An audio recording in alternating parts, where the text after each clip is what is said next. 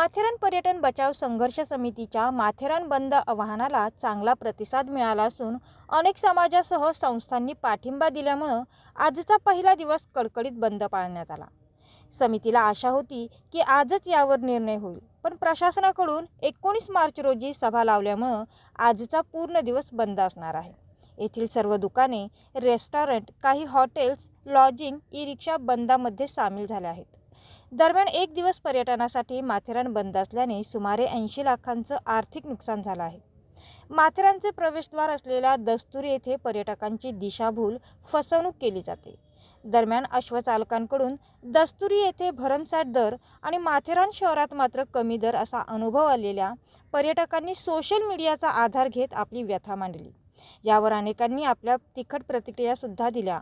माथेरानची होत असलेली बदनामी हे माथेरानचे पर्यटन भविष्यात कमी करू शकते, ते होऊ नये यासाठी माथेरान पर्यटन बचाव संघर्ष समितीची स्थापना करण्यात आली। मंगळवारी सकाळी श्रीराम चौक येथे सर्व नेते आणि नागरिक यांची चर्चा सुरू झाली।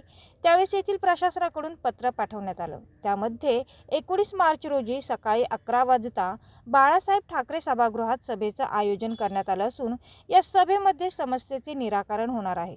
त्यामुळे आजचा दिवस हा बंदच असणार आहे। तसेच 19 तारखेच्या सभेनंतर पुढील दिशा ठरवली जाणार असल्याचे समितीकडून सांगण्यात आले।